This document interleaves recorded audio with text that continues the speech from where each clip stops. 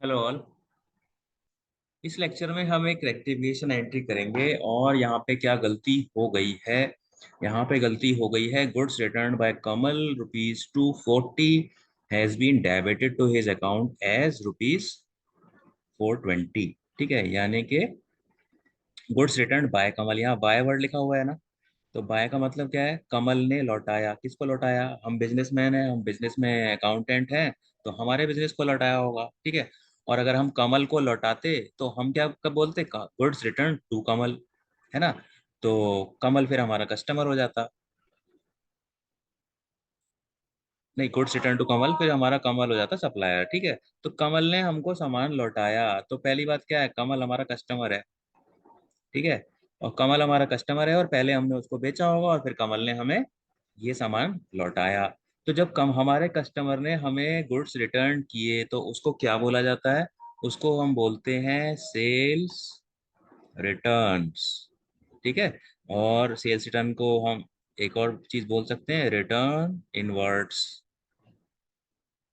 ठीक है। तो पहली बात क्या क्लियर हो गई यहाँ पे?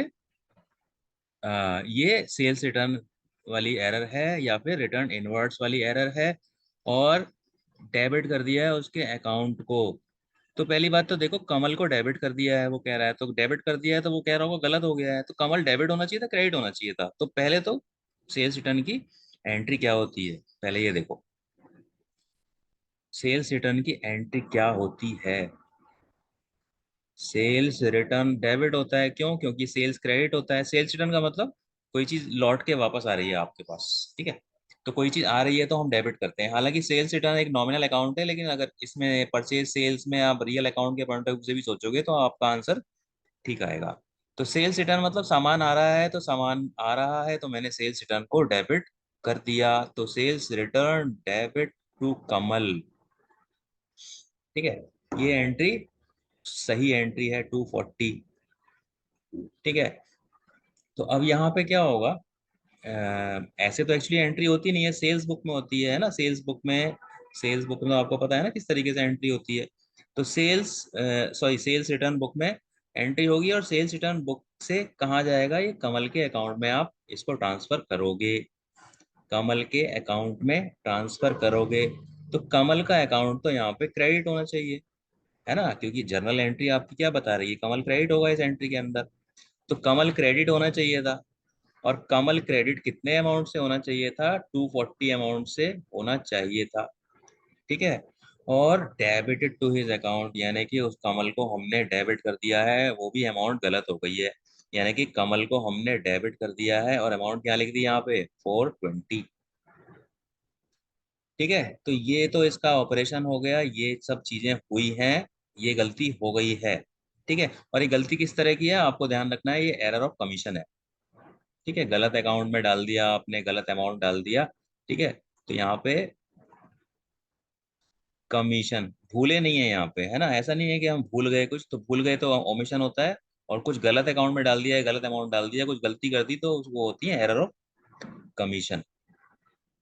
तो यहाँ पे हमने समझ लिया कि इसमें क्या हुआ, कि हमने एंट्री बना ली सेल्स रिटर्न की, सेल्स रिटर्न डेबिट टू कमल कर दिया।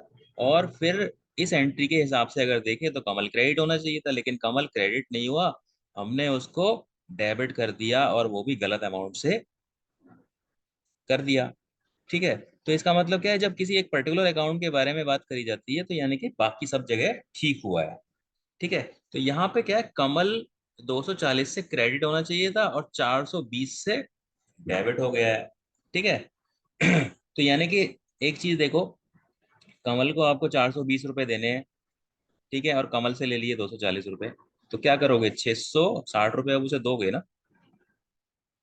है ना। यानी कि मेरे को आपसे 100 रुपये लेने हैं और मैंने गलती से आपको 50 रुपये दे दिए। तो नेट इफेक्ट क्या होगा, मैं दोनों को जोड़ दूंगा ना, अब आपसे मैं 150 रुपये लूंगा। ठीक है। तो वही लॉजिक है, किसी को डेबिट क्रेडिट करना चाहिए था, अब उसको डेबिट कर दिया है। तो डेबिट वाली जो अमाउंट है, क्रेडिट वाली जो अमाउंट है, उन दोनों को टोटल कर दो। ठीक है। क्यों? क्योंकि यहाँ पे अगर मैं इसको 420 से क्रेडिट करूंगा तो क्या होगा, ये जीरो होगा ना, मुझे तो 240 भी लाना है ना यहाँ पे, है ना। तो यानी कि इस दोनों के टोटल से मैं कमल को क्रेडिट करूंगा। तो रेक्टिफिकेशन एंट्री कैसे बनेगी, इसमें मुझे कमल को क्रेडिट करना है। टू कमल, कमल्स अकाउंट कितने से करना है, 420 प्लस 240 यानी कि 660। ठीक है, अब यहाँ तो एक ही अकाउंट में प्रॉब्लम है। ठीक है, दूसरा अकाउंट है ही नहीं जिसमें गलती है, तो दूसरा अकाउंट जब मेरे पास नहीं होता है तो मैं कौन सा अकाउंट यूज करता हूँ, मैं यूज करता हूँ सस्पेंस अकाउंट डेबिट 660। तो ये बन गई आपकी rectification entry.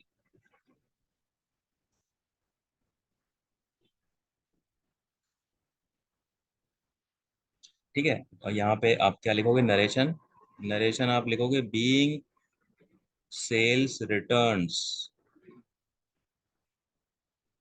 Posted wrongly now rectified.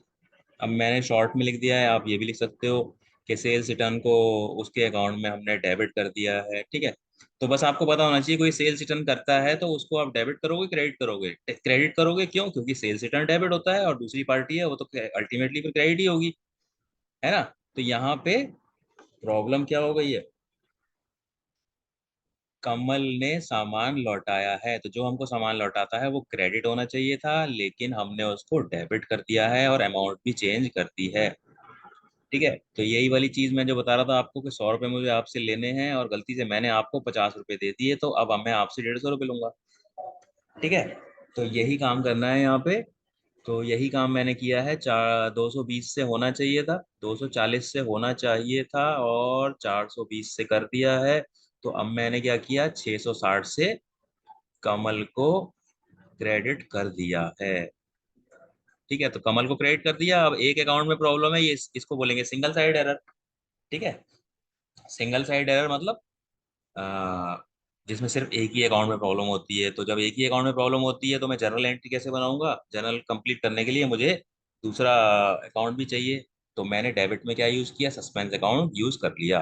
तो ये सिंगल साइड एरर है और ये एरर ऑफ कमीशन है। ये तो थ्योरी का पार्ट है, लेकिन इसको करेंगे कैसे ये हमने यहाँ देख लिया। So that is it for this lecture, thank you.